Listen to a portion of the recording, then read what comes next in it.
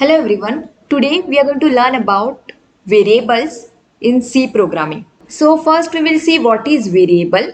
It is a container or storage area where data is stored in memory. For example, if you are using Word, I'm going to my start button and I'm typing the word. Now currently my Word document is on the hard disk, that is my C drive or D drive. It will be in my C drive and D drive. I've created one Word document suppose, and it will be in by default in the C drive or D drive. Now I'm opening it. So when I open it, it will go inside the RAM as a process. So this is a RAM. Okay, so when you open any document or start writing any program, it will go inside the RAM like this. Okay, so after going inside the RAM, it becomes the process. So now I'm typing something in my Word document. I've written one line. Now I want to increase the size of this line and I want to change the color and also want to make it bold.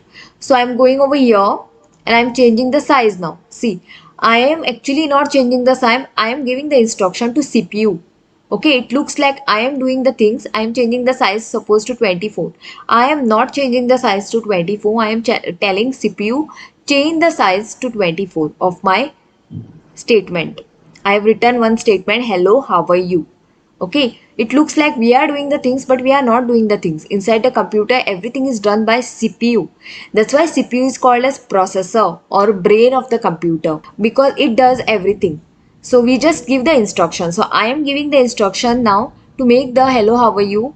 This text which I have written to the of 24 size. So I am clicking on this. So CPU will make it of 24 size. Now I want to make this bold. So I'm just telling CPU to make it bold. CPU will make it bold. Now I want to change the color to red. So I'm just giving the instruction to make color red. CPU will make it red.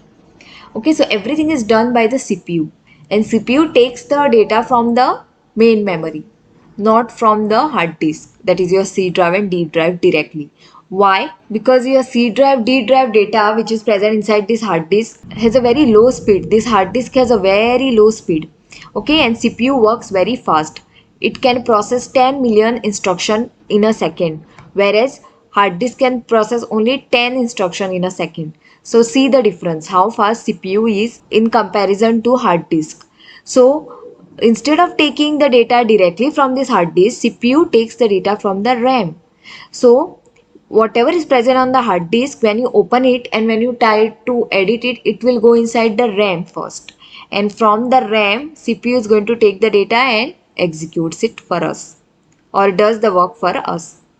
So variable is a container or storage area where data is stored in memory. Okay, so when you create the variable, initially it will be in the hard disk, then it will go in the RAM memory, and from the RAM it will go to the CPU. CPU will try to get the data which is there inside the variable. So variable is like a container or storage area. I can give you the example of real life, like how you store your clothes. You store it in the cupboard, right? Okay, you just don't go at home and just throw it out anywhere. You store it in the cupboard, and from the cupboard you take out your belongings every day, right?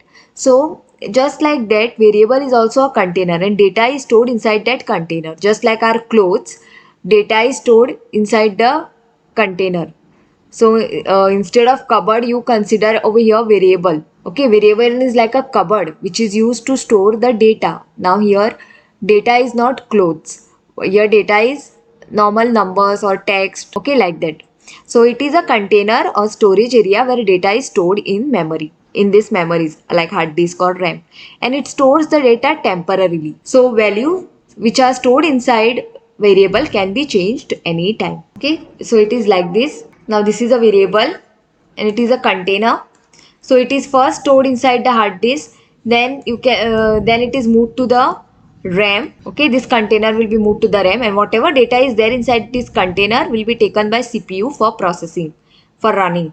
Okay, some data will be there inside the variable, that is inside this container. Boxes means I've drawn it like a container. Okay, so remember, variable is a container or storage area where data is stored temporarily. You can change the data anytime. So now how to declare a variable? So variable can start with any alphabet or letter. Like I can give the variable name as A. I can give the variable name as Z. I can give the variable name as K.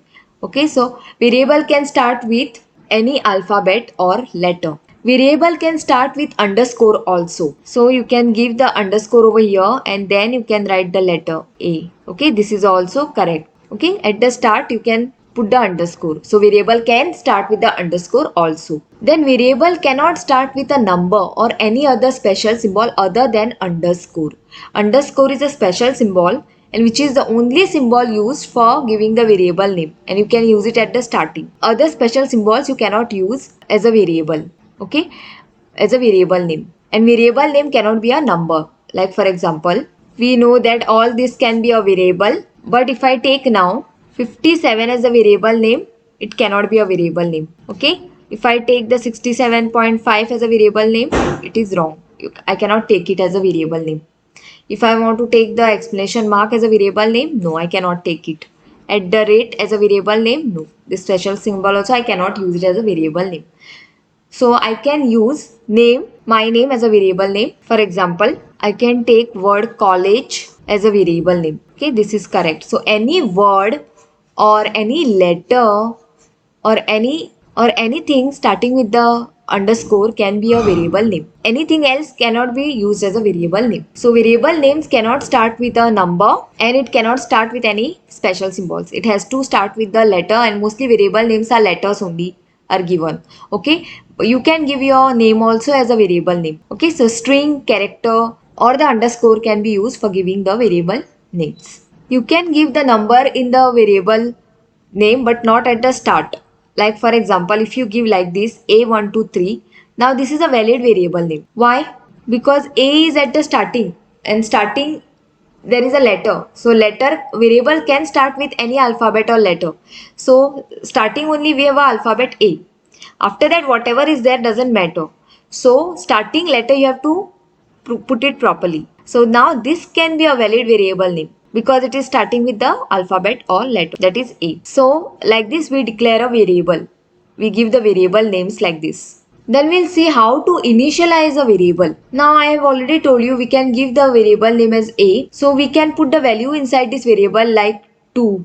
Okay, then we can put the value inside the variable like 7.5. We can also create a variable as college and we can put the value like this. Okay, then we can create the variable like s and we can put the value like hello. Okay, so this is called as initialization of variables, meaning what? Like the container will be created inside the memory and the name of the container will be A, and inside that A container 2 will be stored. Okay, so this 2 will go inside that container. Similarly, one more container will be created inside the memory, that is K, and inside that K 7.5 will be stored. Similarly, one more variable will be created inside the memory with the name college, and inside that variable you can store the letter A. Similarly, one more variable is created inside the memory, that is S, and inside that variable container you can store hello as the data.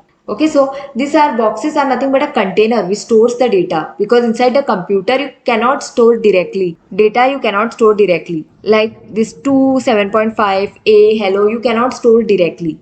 You have to put them inside the container, and those containers are called as variables. So here the 2 is stored inside A container, 7.5 is stored inside the K container, A is stored inside the college container, and hello is stored inside the S container. Now this 2, if you see, it is a normal decimal number, or you can say the integer number, positive integer number.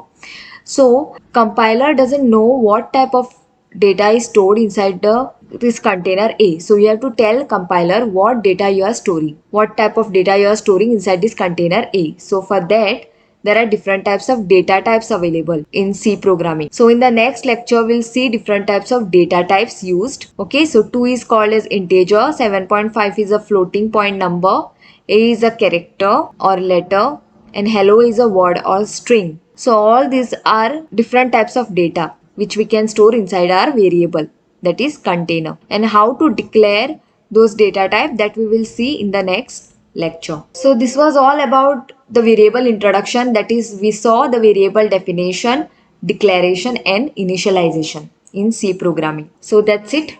Thank you.